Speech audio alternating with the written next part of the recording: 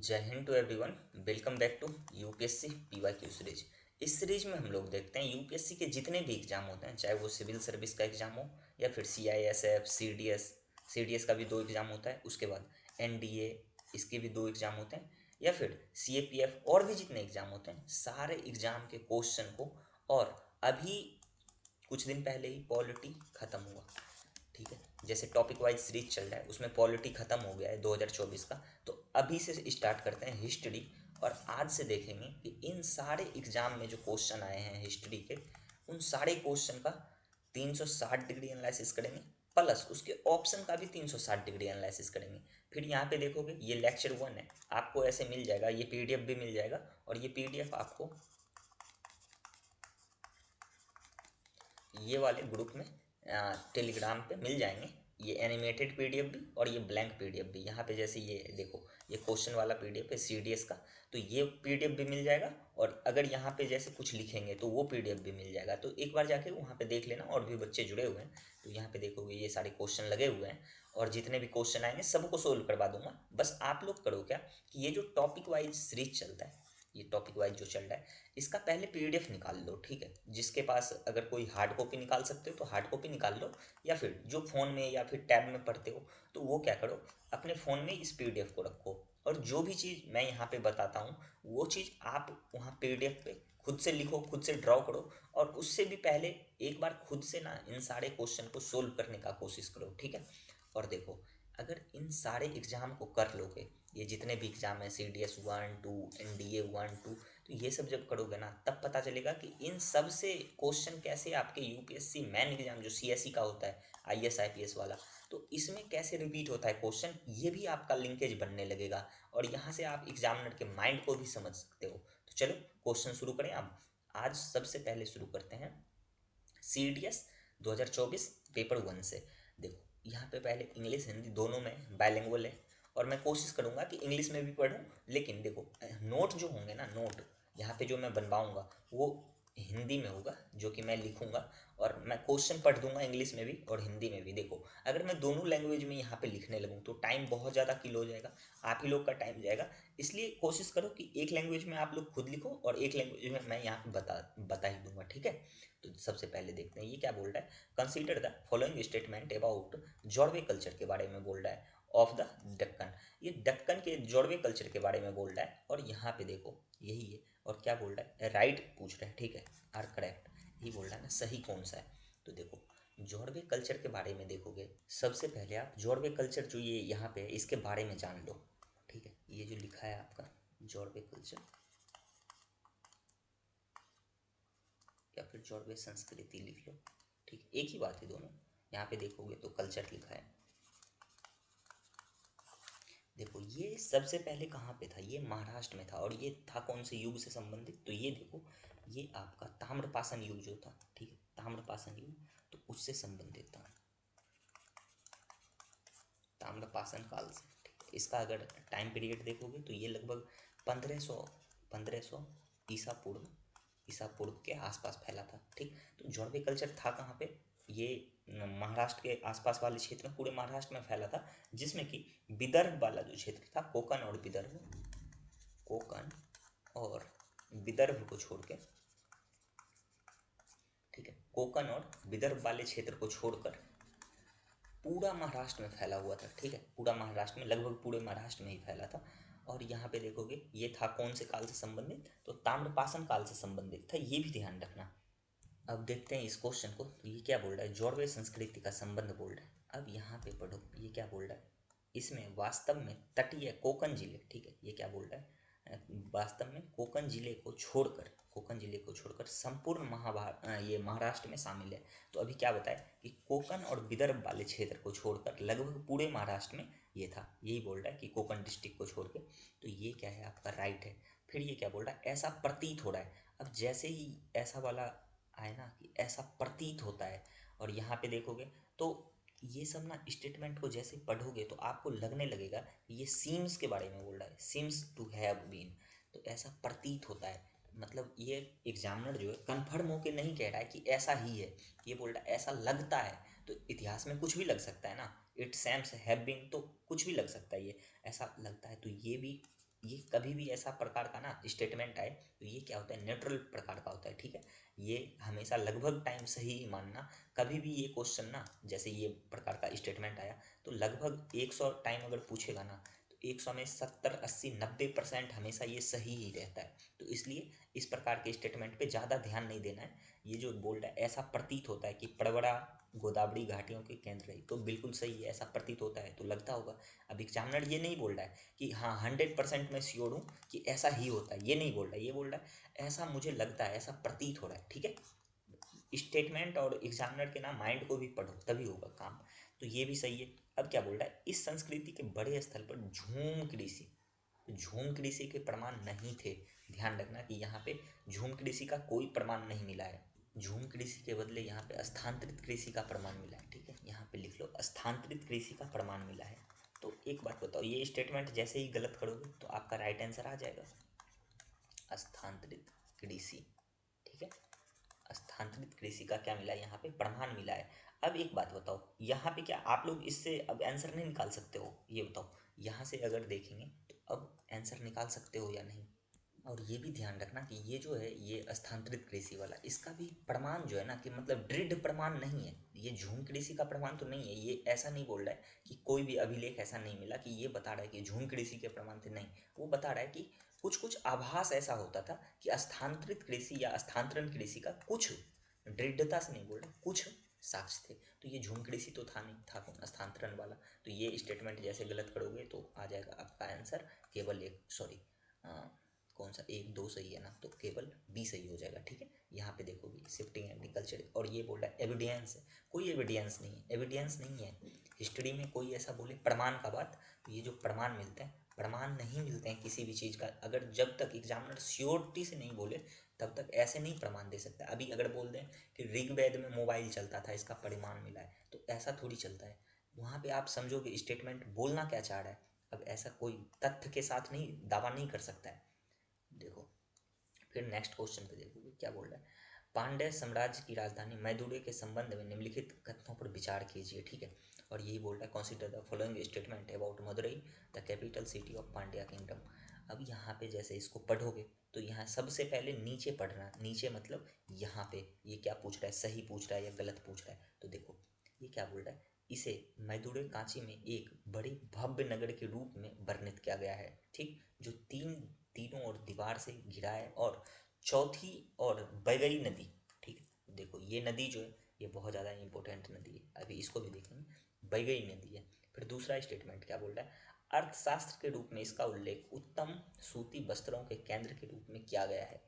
अब एक बात बताओ, अर्थशास्त्र के बारे में ये बोल रहा है कि उत्तम सूती वस्त्र के रूप में इसका उपयोग, केंद्र के रूप में इसका वर्णन किया गया है, ठीक है। देखते हैं आगे फिर क्या बोल रहे हैं, अन्य साहित्यिक स्रोतों में इसे एक प्रमुख शिल्प केंद्र के रूप में वर्णित किया गया है। तो देखो इस क्वेश्चन को जैसे देखोगे ना तो ये जो है ये अर्थशास्त्र में, अगर इस वाले स्टेटमेंट को देखोगे, ये जो बोल रहा है अर्थशास्त्र में इसका मेंशन है, तो एक बात बताओ, एक कॉटन टेक्सटाइल के लिए अर्थशास्त्र इतनी बड़ी बुक है, इतनी बड़ी, अगर एक लाइन भी, छोटा सा लाइन भी, ठीक है, छोटा सा लाइन भी इसके बारे में वर्णन कर दिया सूती वस्त्र के बारे में, तो ये क्वेश्चन क्या हो जाएगा, सही हो जाएगा। ये कॉटन टेक्सटाइल के बारे में अगर वर्णन कर दिया तो सही हो जाएगा।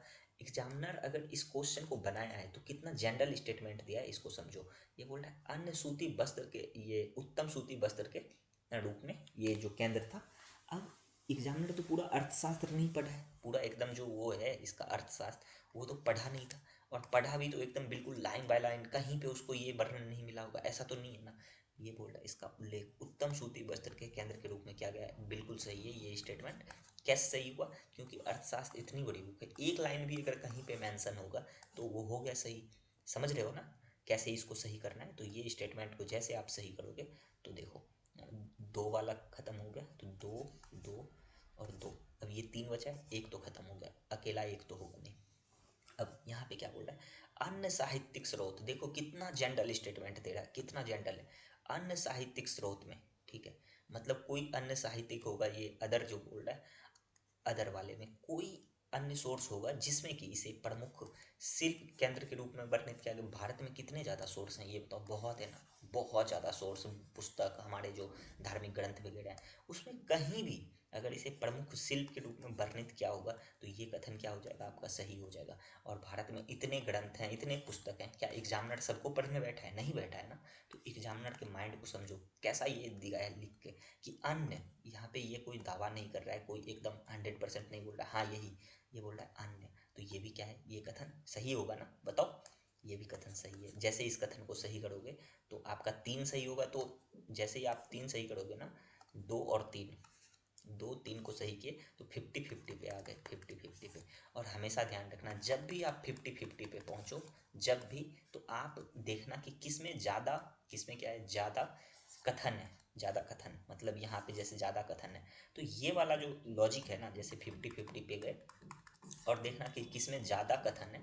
तो अगर ये क्वेश्चन मान लो जैसे 10 की हो, तो 10 में से 7 हमेशा लगभग टाइम सही ही होता है, 3 गलत भी हो जाता है, कभी कभी कम वाला भी ले लेता है। तो जब आपके पास कोई और साधन नहीं है, कोई विकल्प नहीं है कि अब इससे आगे मुझे कुछ पता नहीं है, तो हमेशा जाना 3, जब देखना कि हमेशा ज़्यादा वाला कौन सा कथन है, तो ये 3 वाला, इसके साथ जाना। ये अगर 10 ऐसे लगाओगे ना, तो 10 में से 7-8 सही हो जाएगा आपका। ये मैंने बहुत सारे PYQ एनालिसिस करके देखे हैं, तब बता रहा हूँ। और 2-3 हो सकता है गलत भी हो जाए। तो जब आपके पास कोई विकल्प नहीं है तभी इस वाले काम को करना, वरना अगर आपको पता है तो फिर तो कोई बात ही नहीं, ठीक है। देखो यहाँ पे मिटाते हैं इसको। तो अभी हम क्या बताएं, अभी हम 50-50 पे आ गए और 50-50 वाले अप्रोच से देखेंगे तो इसका राइट आंसर ये हो जाएगा, ठीक है। चलो, अब ये हमको जबकि कथन ये जो है ये पता भी नहीं है, फिर भी हम ये आंसर ले आए, कैसे, 50-50 वाला अप्रोच अभी जो बताए। चलो, अब इस वाले कथन को जैसे पढ़ोगे, ये क्या बोल रहा है, मदुरई में एक बड़े भव्य नगर के रूप में वर्णित किया गया है, जो 3 और दीवारों से घिरा है, चौथी ओर बह नदी है। बिल्कुल राइट आंसर है ये वाला। ये भी कथन क्या है, आपका सही है। और देखो ये बह नदी जो है, 1 मिनट अगर इधर बता दें, आप लोग पढ़ते रहो, ठीक है। जो बह रिवर के बारे में बोल रहे हैं, बहुत सारे बच्चे बोल रहे थे कि इंग्लिश में नहीं करवाते हैं सब। ये लो, बह रिवर इंग्लिश में भी करवाएंगे, क्यों नहीं करवाएंगे इंग्लिश में, बताओ। अब अगर इस रिवर के बारे में थोड़ा सा देखोगे तो ये क्या है, इंडिपेंडेंट रिवर सिस्टम है, ठीक है। ये क्या है, इंडिपेंडेंट। अगर अभी ऐसा कुछ आ जाए कि ये कावेरी नदी का सहायक नदी है, तो नहीं, ये क्या है, इंडिपेंडेंट, ठीक है, इंडिपेंडेंट रिवर सिस्टम है, जिसको स्वतंत्र नदी प्रणाली भी कह सकते हो आप। और यहाँ से देखोगे ना कि बह गई नदी कहाँ कहाँ से बहती है, तो ये यहाँ पे लिखोगे तो लिख लो, जस्ट वेट। हिंदी इंग्लिश में दोनों में लिखते हैं ना, तो बच्चे लोग कंफ्यूज ना हो जाए कहीं पे। देखो ये वारुसनाड पहाड़ी जो है एक, ठीक है, वारुसनाड पहाड़ी, वारुसनाडु हिल्स, ठीक है, यहाँ से निकलता है, ठीक है। अगर हिंदी में देखोगे, नाडु पहाड़ी से, ठीक है, कहाँ से निकलती है, वारुसनाडु पहाड़ी से निकलती है। तो इसका उद्गम स्थल कहाँ है, ये इसका क्या है, उद्गम स्थल, जहाँ से ये रिवर निकलती है ना, तो इसका उद्गम, ओरिजिन, जो भी बोल सकते हो। तो इतना ध्यान रखना, और ज़्यादा इसमें कुछ है नहीं, ज़्यादा ऐसा कुछ मत याद कर लेना कि हाँ इसमें कितने डैम है क्या है, नहीं है, वो सब ज़रूरी नहीं है। जितना यहाँ पे काम का है बस इतना पढ़ो। अब चलो आगे बढ़ें, तो ये राइट आंसर हो गया ये। और इसमें क्या क्या अप्रोच देखे, 50-50 अप्रोच सीखे, और 50-50 अप्रोच एग्जामिनर के माइंड को समझे। चलो आगे बढ़ते हैं। नेक्स्ट क्वेश्चन क्या बोल रहा है, इसको पढ़ो। सवाई जयसिंह के खगोलीय कार्य के संबंध में निम्नलिखित कथनों पर विचार कीजिए। और यहाँ पे बोल रहा है कौन सा सही है, consider the following statement about Sawai Jai Singh astronomical work.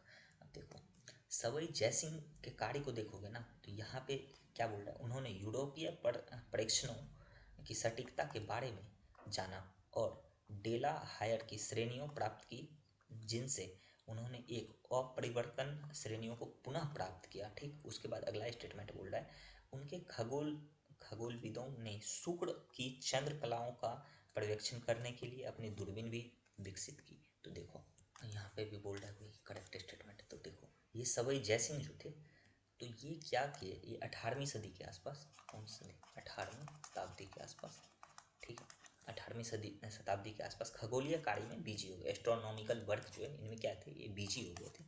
और एक चीज़ देखोगे, इन्होंने क्या किया, यूरोपीय प्रशिक्षण की सटीकता के बारे में जाना। ठीक है, he learn the accuracy of European observation. तो ये कथन बिल्कुल आपका सही है सवई जयसिंह के बारे में। और ये जो बोल रहा है ना, उनके खगोलविदों ने शुक्र चंद्र कलाओं का पर्यवेक्षण करने के लिए अपनी दूरबीन भी विकसित की थी। तो ये कथन गलत है, कोई ऐसा दूरबीन कुछ विकसित नहीं किया था। लेकिन ये वाला आपका सही है। तो राइट आंसर क्या हो जाएगा, राइट आंसर केवल एक हो जाएगा। ठीक है, राइट आंसर ओनली वन। अब देखो इसके बारे में ना कुछ अतिरिक्त जानकारी जान लो, क्योंकि आगे क्या पता पूछ सकता है। जब इतना अंदर तक का बात पूछ सकता है, बहुत सारे बच्चे को ये राजा हैं, ठीक है, ये कहाँ से संबंधित हैं, ये क्या करते हैं, बस इतना ही पता रहता है, इतना डीप अंदर तक नहीं पता रहता है। और ये क्वेश्चन वाकई टफ है, अगर ऐसा कोई क्वेश्चन है तो छोड़ भी दिया करो एग्जाम में। लेकिन यहाँ पे हम बता रहे हैं तो नहीं छोड़ सकते हैं ना। देखो कुछ कुछ इंपॉर्टेंट बात है उसको जान लो। तो जंतर मंतर जो था आपका, ठीक है, जंतर मंतर,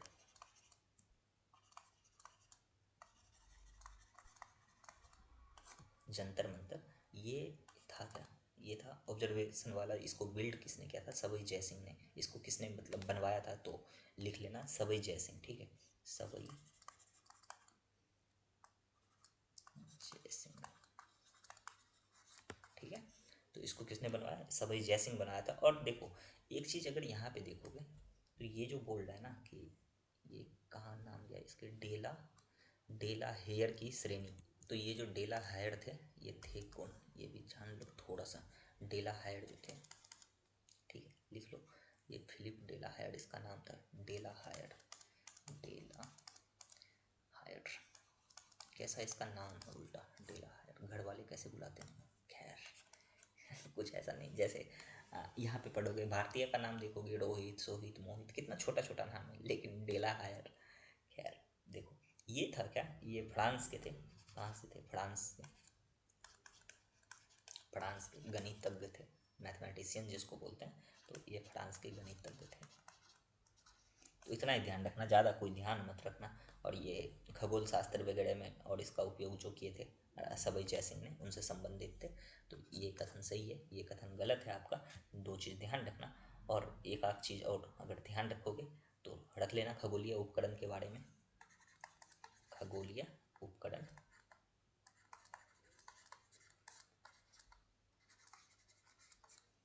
खगोलीय उपकरण जो कि सवई जयसिंह द्वारा बनाया गया था। तो उसमें नाम आता है आपका सम्राट तंत्र। कौन सा, सम्राट यंत्र, तंत्र, यंत्र, सम्राट यंत्र हो गया। ठीक, उसके बाद दुनिया की सबसे बड़ी सूड़ी घड़ी बनाया था इसने, सूड़ी घड़ी। तो ये भी ध्यान रखना कि ये सब किसने बनवाया था, सवई जयसिंह ने, सवई जयसिंह। ठीक है, तो इतना इस क्वेश्चन से हमने देखा। और चलो अब नेक्स्ट क्वेश्चन पे बढ़ते हैं। नेक्स्ट क्वेश्चन क्या कह रहा है, ये बोल रहा है कि संगीत पर आधारित कीर्तिमान कौतूहल किसके संरक्षण में तैयार की गई थी। ठीक, यहाँ पे चार नाम दे रखे हैं और यही पूछ रहा है राइट आंसर क्या है इसका। देखो संगीत पर आधारित बोल रहा है। जैसे ही इस क्वेश्चन को देखोगे तो जो बच्चे जीएस वीएस थोड़ा सा पढ़े हो उसके दिमाग में तानसेन, मीराबाई ये सब गूंजने लगेगा और कर दोगे क्वेश्चन को गलत। बिकॉज ऑफ दैट कि इसका राइट आंसर तानसेन वगैरह है ही नहीं, ये मीराबाई, अमीर खुसरो ये सब नहीं है। ठीक है, अगर देखोगे ये जो बोल रहा है मान कौतूहल पर आधारित, ये बोल रहा है मान कौतूहल, ए वर्क ऑन म्यूजिक। तो इसका राइट आंसर है राजा मान सिंह ऑफ ग्वालियर। तो ये ग्वालियर के जो राजा मान सिंह थे इनसे संबंधित था, इनके संरक्षण में क्या किया गया था, तैयार किया गया था। अब इन सब की भी थोड़ा थोड़ा रचना जान लो, ये क्या करते थे ये सब भी जान लेते हैं। ठीक, देखो देखो सबसे पहले तो ये जो तानसेन है, तानसेन, इनकी रचना देखो, तानसेन। तो इसका रचना कौन सी शैली में था, ध्रुपद शैली। कौन सी शैली में, ध्रुपद शैली। और इंग्लिश में भी ध्रुपद शैली ही होता है। तो कोई बच्चे ये मत बोलना कि ध्रुपद क्या था, ध्रुपद शैली मतलब ध्रुपद स्टाइल जो था, इसमें तानसेन ने अपना रचना किया था। और इसकी रचना को देखोगे ना तो इसके दो तीन रचना थे, जिसमें कि सबसे पहला आता है एक रागमाला। ठीक है, सबसे पहला आता है राग माला, दूसरा संगीत सार, संगीत सार। ठीक है, ये दोनों ध्यान रखना, और गणेश स्रोत है वगैरह वगैरह, तो ये नहीं भी याद रहेगा तो चलेगा इतना। गणेश स्रोत एक दो भी रखोगे ध्यान, तो जैसे ही एग्जाम में आएगा तो आपको पता रहेगा कि अच्छा अच्छा ये आ रखा है। तो तानसेन की रचना कौन सी शैली में थी? ध्रुपद शैली में। अच्छा ये भी देखो, ये जो ग्वालियर के राजा मान सिंह है, इनकी भी जो रचना थी कौन से स्टाइल में था? तो ध्रुपद स्टाइल, ध्रुपद स्टाइल में था ये इसकी भी रचना। ठीक है, राजा मान सिंह का ये मान कौतूहल जो है, मान सिंह से लगता है मान कौतूहल बना दिया था। तो ये देख ली। अब मीराबाई को देखो, तो मीराबाई की रचना को देखोगे तो इसमें आपको मिलेगा राग सोठा वगैरह, ये इंपॉर्टेंट है, तो यहाँ पे लिख लो मीराबाई की रचना में राग सोठा हो गया। ठीक है, उसके बाद राग गोविंद, और ये बहुत बड़े कृष्ण भगवान के भक्त थे, तो राग गोविंद, तो ये सब इनकी रचना थी। और अमीर खुसरो के बारे में देखोगे तो अमीर खुसरो एक ऐसे रचनाकार थे जो बहुत ज़्यादा फेमस थे, बहुत ज़्यादा। आप लोग पढ़े होंगे, जो लिटरेचर लेके पढ़ रहे हो उसने पढ़ा होगा कि अमीर खुसरो जो थे, फारसी हिंदी खड़ी बोली इन सब का मतलब विद्वान आदमी थे। ठीक है, और इसकी रचना थी किरान उस्तादैन। इसकी बहुत सारी रचना थी अमीर खुसरो की, तो दो तीन ध्यान रख लो। किरान उस्तादैन थी एक, उसके बाद थी सालिक बाड़ी, ये भी रचना किसकी थी? अमीर खुसरो की ही थी। उसके बाद आशिका, हाँ ये नाम तो भूलोगे नहीं कोई मुझे पता है, आशिका। खैर, तो ये सब रचना किसकी थी? अमीर खुसरो की थी, तो ये ध्यान रखना। और ये खड़ी बोली फारसी हिंदी सबसे रिलेटेड था, ये बहुत विद्वान थे। चलो अब देखते हैं नेक्स्ट क्वेश्चन, और नेक्स्ट क्वेश्चन देखने से पहले इसको करना पड़ेगा थोड़ा सा minimize, just wait just wait. ठीक है, यहाँ पे तानसेन को उठा के लगा दो। देखो नेक्स्ट क्वेश्चन क्या कह रहा है? नेक्स्ट क्वेश्चन कह रहा है कि निम्नलिखित में से कौन सा असहयोग आंदोलन के कार्रवाई का कार्यक्रम नहीं था? और ये क्वेश्चन आपके यूपीएससी सीएसई में भी आ रखे हैं 2025 वाले में। 2025 में भी ये क्वेश्चन आ रखा था असहयोग आंदोलन से रिलेटेड। जो भी बच्चे 2024 का ये क्वेश्चन करके गए होंगे तो वो निश्चित कर लिया होगा। देखो अब जिसको लगता है कहाँ से आया है तो 1 मिनट दिखा दें आपको। देखो ये सेम क्वेश्चन है, यहाँ पे देखो यही है, निम्नलिखित में से कौन सा असहयोग आंदोलन के कार्रवाई का कार्यक्रम का हिस्सा नहीं था? और यहाँ पे यही पूछ रहा है असहयोग आंदोलन कार्यक्रम के बारे में। निम्नलिखित क्वेश्चन पर विचार कीजिए। ये 2024 का था और ये क्वेश्चन आ रखा था आपका 2025 में। तो अब समझ में आ रहा है पीवाईक्यू क्यों इंपॉर्टेंट है। मैं बार बार बोलता हूँ पढ़ो पीवाईक्यू पढ़ो, तो नहीं मॉक टेस्ट के पीछे भागोगे। अब मॉक टेस्ट के पीछे का ना मकसद समझो, कोचिंग वाले अपना मॉक टेस्ट क्यों बेच रहे हैं? ताकि वो बेचेगा तो उसको पैसा मिलेगा। ठीक है, और बच्चे ये सब चीज़ नहीं समझते हैं। वो किसी भी कोचिंग का रैंडम मॉक टेस्ट है जिसको कि कोई टीचर बैठ के बना रहा है, बस उसको वो सोल्व करेगा। अरे मॉक टेस्ट सोल्व करोगे फ़ायदा होगा कोचिंग वाले का, पीवाईक्यू सोल्व करोगे फ़ायदा होगा आपका। तो अब देख लो क्या सोल्व करना है।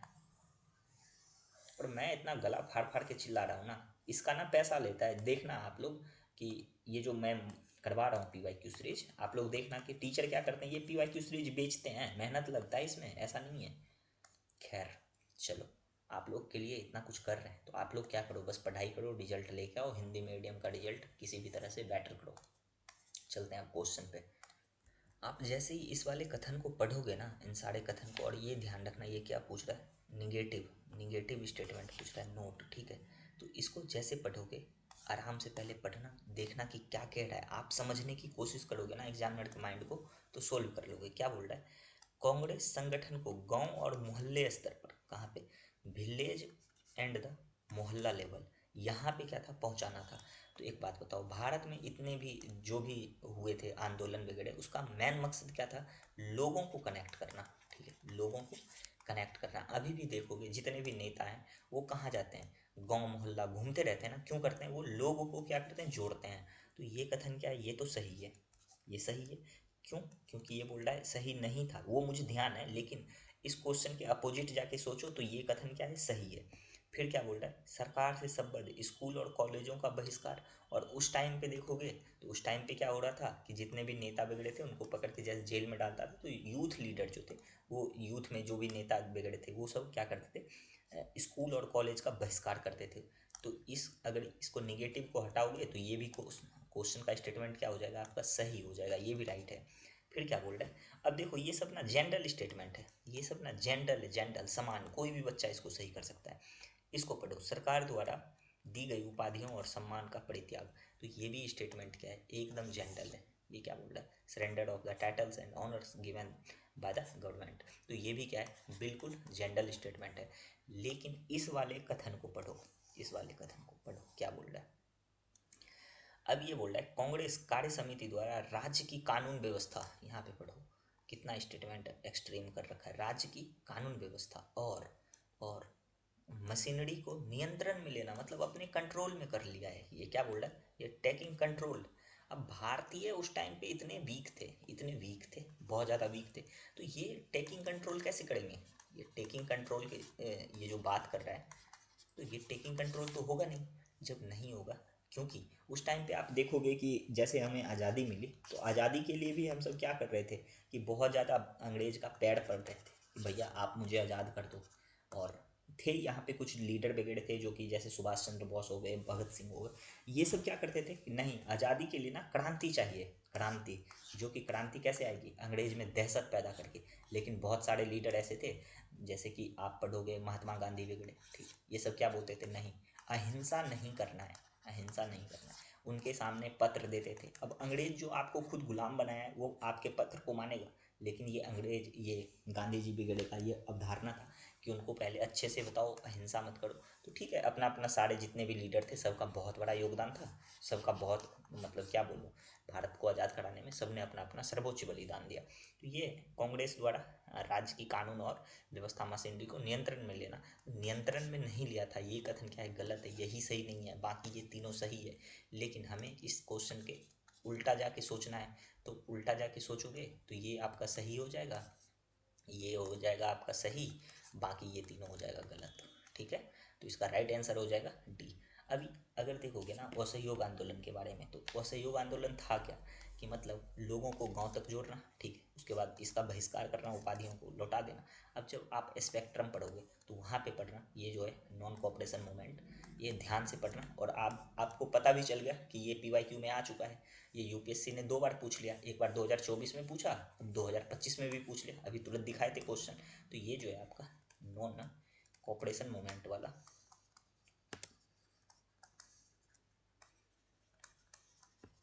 ये कितने बार आ रखा है अभी तक में, अभी हालांकि ये 4 से 5 बार पूछ रखा है, अभी आपको देखा आपने खुद 2 बार आ चुका है, एक 2024, 2025। तो जब भी आप एक्सेप्ट स्पेक्ट्रम पढ़ोगे ना, तो यहाँ पे इस वाले कथन को, इस वाले टॉपिक को बहुत अच्छे से तैयार करना। चलो नेक्स्ट क्वेश्चन पे बढ़ते हैं। नेक्स्ट क्वेश्चन क्या कह रहा है, देखो मौर्य राज्य के बारे में पूछ रहा है, ठीक है। और ये बोल रहा है consider the following statement about the Mauryan state and forest people. यही बोल रहा है मौर्य राज्य के वनवासी के संबंध में निम्नलिखित कथनों पर विचार कीजिए। और ये क्या पूछ रहा है, राइट पूछ रहा है, हाँ करेक्ट पूछ रहा है। ठीक है, देखो सबसे पहले नीचे से पढ़ना शुरू करो, 4 नंबर से। अब 4 नंबर से जैसे पढ़ोगे, वनवासी को राज्य की सेवा में लगाया जा सकता था और उनका सैनिक, जासूस और हत्यारे के रूप में उपयोग किया जा सकता था। बताओ आप लोग कि ये स्टेटमेंट क्या आपको कैसा लग रहा है, जैसे इस स्टेटमेंट को पढ़े आपने तो कैसा लगा, ये पॉजिटिव लगा, निगेटिव लगा, खुद से एनालिसिस करो, जब तक करोगे एनालिसिस नहीं तब तक काम बनेगा नहीं। तो जैसे इसको पढ़ोगे कि वनवासी को राज्य की सेवा में लगाया जा सकता था और उसका सैनिक, जासूस, हत्यारे का उपयोग किया जा सकता था। अब देखो दूसरा पढ़ो, दूसरा स्टेटमेंट, पहले सारे स्टेटमेंट को पढ़ो, क्या बोल रहा है, राज्य वनों के संरक्षण के लिए चिंतित था और इस उद्देश्य से वनों को जलाए जाने पर प्रतिबंध लगा लगा दिया गया था। ठीक, ये बोल रहा है कि प्रोहिबिटेड कर दिया गया था। ठीक, नेक्स्ट पढ़ो क्या बोल रहा है, राज्य ने मान्यता दी थी कि वन उपज पर वनवासियों का एकाधिकार है। वन उपज पर किसका एकाधिकार है, मोनोपोली है, किसका मोनोपोली है, तो वनवासी का। ठीक है, solo monopoly of the forest people. उसके बाद क्या बोल रहा है, वनवासी को एक नए प्रकार की राजनीतिक और आर्थिक प्रभुत्व का सामना करना पड़ा और उन्हें, ठीक, ये कौन सा आर्थिक, ये अधीनस्थ बनाने और आत्मसात करने की आवश्यकता के परिणाम स्वरूप इन लोगों को शाही क्षेत्र में शामिल नहीं करने करने के पहले के रवैया में बदलाव आया। ठीक, देखते हैं। अब अगर इस क्वेश्चन को पहले पढ़ोगे तो यहाँ पे ये जो 3-4 स्टेटमेंट है, तो आपको कुछ स्टेटमेंट क्या लगेगा, जेंडल लगेगा, और कुछ स्टेटमेंट लगेगा कि नहीं ये तो गलत ही होगा। तो देखो यहाँ पे सब सारे स्टेटमेंट को आपने पढ़ लिया होगा। अब इसमें सबसे ज़्यादा गलत स्टेटमेंट आपको कौन सा लग रहा है, आप लोग खुद सोचो। कि ये जो बोल रहा है, राज्य ने मान्यता दी थी कि वन उपज पर वनवासियों का एकाधिकार है, मोनोपोली है। मतलब वहाँ से कुछ थोड़ा सा भी अगर वन का कोई भी वस्तु है, कोई गुड्स है, ये जो इसका प्रोड्यूस है, वाज द सोलो मोनोपोली, वहाँ से कोई भी आदमी, कोई भी एनी अदर पीपल कुछ भी नहीं ले सकता है, क्योंकि उसका क्या है, मोनोपोली है। तो बताओ ये स्टेटमेंट ज़्यादा गलत लग रहा है या नहीं? तो जैसे ही इसको काटोगे, इसको क्या करोगे, जैसे आप कट करोगे, यहाँ से जैसे कट करोगे तो दो कट गया। अब यहाँ पे ये कथन भी ऐसा दे रखा है कि आप एलिमिनेशन लगा नहीं सकते हो। तो आप करोगे क्या, आप देखोगे कि कौन सा पॉजिटिव ज़्यादा लग रहा है। अब यहाँ पे देखो ये क्या बोल रहा है, राज्य के संरक्षण के लिए चिंतित था। राज्य किसके संरक्षण, वनों के संरक्षण के लिए चिंतित था। The state was consider the, तो स्टेट क्या था, बहुत ज़्यादा कंसर्न था किस लिए, ये कंजर्वेशन के लिए फॉरेस्ट का। तो स्टेट इतना ज़्यादा जब कंसर्न था, किसके लिए कंसर्न था, देखोगे यहाँ पे लिखा है conservation of the forest and this and. अब बर्निंग के बारे में बोल रहा है, तो ये भी कथन क्या है, सही है। क्योंकि भारत में देखोगे, भारत में आज भी इंडिया में क्या करते हैं, पेड़ पौधे वृक्ष वगैरह का पूजा होता है। क्या होता है, पूजा होता है। देखते हो ना, पीपल का, बरगद का, ये सब तुलसी वगैरह का पूजा होता है। तो इसको थोड़ा सा आप ऐसे भी अप्रोच लगा सकते थे कि हाँ, यहाँ पे ये कंसर्न होंगे और ये कंजर्वेशन के लिए चिंतित होंगे। तो ये कथन क्या हो जाएगा आपका, ये भी राइट हो जाएगा। हालांकि इसको थोड़ा सा सही करना, जो भी बच्चे नहीं पढ़े हो, PYQ नहीं किए हो, उसके लिए टफ हो जाएगा। अब क्या बोल रहा है, ये वाला कथन को पढ़ो, ये वाला कथन को पढ़ो। ये क्या बोल रहा है, वनवासी को राज्य की सेवा में लगाया जा सकता था और उनका सैनिक जासूस और हत्यारे के रूप में उपयोग भी किया जा सकता था। ठीक, ये ट्रूप्स के बारे में बोल रहा है, स्पाइस के बारे में बोल रहा है। तो एक बात बताओ, राज्य के अंदर, और इस वाले कथन को ना बहुत सारे कोचिंग वाले और यूपीएससी के आंसर की में दोनों में बहुत ज़्यादा अंतर है। तो यूपीएससी का जो आंसर की है इसको राइट मानता है, लेकिन कोचिंग वाले इसको गलत मानता है। ये बोलता है नहीं, ऐसा नहीं था। लेकिन मुझे किसके साथ जाना है, यूपीएससी के आंसर की के साथ। तो ये जब सही माना है यूपीएससी ने, तो मुझे भी मानना पड़ेगा, मुझे कोचिंग पे विश्वास नहीं करना पड़ेगा। तो ये बोलता है हाँ, ट्रूप्स के और इसके जासूस के रूप में जो भी था वनवासी, उसका उपयोग किया जा सकता है। तो आप लोग देखोगे कि हमारे छत्रपति शिवाजी महाराज थे, ठीक है, वो भी देखोगे कि जब छद्म युद्ध लड़ते थे तो जंगल में जितने लड़ने वाले थे उन सब का भी सहायता लेता था। तो थोड़ा थोड़ा ये चीज़ सोचोगे ना, तो अपने आप एग्जामिनर के माइंड को समझने लगोगे। ठीक है, तो इसका अगर हम ये राइट देखें तो ये भी आपका राइट है बिल्कुल। वनवासी को नए प्रकार की राजनीति और आर्थिक प्रभुत्व का सामना करना पड़ा और उन्हें अधीनस्थ बनाने और आत्मसात करने की आवश्यकता के परिणाम स्वरूप इन लोगों को शाही क्षेत्र में शामिल नहीं करने के पहले के रवैया में बदलाव लाया। ये बोल रहा है कि पहले जो कोई एक रवैया था उसमें क्या किया, चेंज लाया अर्लियर एटीट्यूड। तो जब इतना ये एटीट्यूड में चेंज ला सकता है, तो उसको क्या सैनिक, जासूस और हत्यारे के रूप में उपयोग नहीं कर सकता है। थोड़ा सा सोचो इस बार, 1 और 4 में सोचना। ये जो कथन 1 और 4 है, ठीक है, इसमें जैसे आप विचार करोगे, ये वाला कथन और ये वाला जो आपका कथन है, तो देखो दोनों एक दूसरे को ना सपोर्ट करते मिलेगा। कैसे सपोर्ट कर रहा है, ये बोल रहा है कि इसका जो ये पहले का जो एटीट्यूड था, अर्लियर एटीट्यूड, इसमें ये चेंज किया है अर्लियर एटीट्यूड में। ठीक है, अब यहाँ पे जैसे पढ़ोगे, यही बोल रहा है कि फॉरेस्ट पीपल कुड भी, मतलब ये भी कर सकता है, ये भी कर सकता है, उसको ट्रोप्स वगैरह में भी शामिल किया जा सकता है। तो राइट हो जाएगा, ये दोनों एक दूसरे का सपोर्ट कर रहा है। और ये बोल रहा है यहाँ पे मोनोपोली का बात कर रहा है, तो ये गलत हो गया। और ये तो हम अभी देखें कि हमारे हिंदू धर्म में पहले से ही, ठीक है, भारतीय जैसे संस्कृति सभ्यता को देखोगे तो वन, पेड़ पौधा अभी भी पूजा होता है। तो ये उस टाइम भी हो सकता है। ठीक है, तो इसका राइट आंसर क्या हो जाएगा बताओ, 3। ठीक है, 1, 2 और 3, 3 सही है ना, एक ये भी सही है ये। ठीक है, कहने का मतलब केवल कथन 2 गलत है। तो और ये कितने कथन सही हैं बोल रहा है, तो सही कितना है, 3 है ना। तो option C is the right answer. ठीक है, आज की क्लास यहीं तक रखें क्या, या और पढ़ोगे? आज की क्लास यहीं तक रखते हैं अब तो। अच्छा, लास्ट क्वेश्चन है ही, इसको ख़त्म ही करते हैं, फिर CDS 2024 ही आएगा। ठीक, चल देख लेते हैं इसको भी। देखो ये क्या बोल रहा है, दिल्ली सल्तनत के काल के दौरान हीरे का खनन। अब ये हीरे का खनन जो है, हीरे का खनन, अभी ये भी देखेंगे कि भारत में कहाँ कहाँ होता है। ठीक है, अब हीरे के खनन निम्नलिखित में से किस स्थान पर किया गया था, और ये बोल किस काल का बात कर रहा है, तो दिल्ली सल्तनत। ठीक है, तो दिल्ली सल्तनत भी देखेंगे। 2 कीवर्ड आपको मिल गया। ठीक है, कौन कौन सा, एक तो दिल्ली सल्तनत, ठीक, और दूसरा डायमंड माइनिंग वाला। ठीक, दोनों को देखेंगे। अब ये देखोगे ना तो ये जो है पन्ना, पन्ना यहाँ पे हीरे का क्या होता था, माइनिंग होता था, डायमंड माइनिंग यहीं पे होता था। ठीक है, किसका माइनिंग होता था, डायमंड का।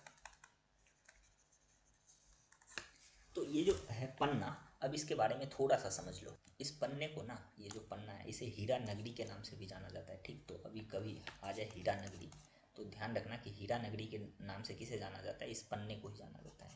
तो हीरा नगरी, ध्यान रखना। ठीक, और पन्ना टाइगर रिजर्व भी है, यहाँ से ध्यान रखना कि एक टाइगर रिजर्व भी है जिसको क्या बोलते हैं, पन्ना टाइगर रिजर्व। ठीक है, पन्ना टाइगर रिजर्व, टाइगर रिजर्व भी है। तो ये अभी भी पन्ना हीरे के लिए प्रसिद्ध है। और ये है कहाँ पे, मध्य प्रदेश में। तो दिल्ली सल्तनत ही नहीं, ये अभी भी है फेमस। ठीक है, ये ध्यान रखना। अब अगर थोड़ा सा दिल्ली सल्तनत के बारे में जानोगे तो देख लो इधर, दिल्ली सल्तनत, इसको मिटा दें इधर। देखो दिल्ली सल्तनत का टाइम पीरियड कब से कब तक था, तो ये पहले देख लो, दिल्ली सल्तनत। अरे यार ये क्या हो जाता है, बीच बीच में ना पेन ही नहीं चलता है।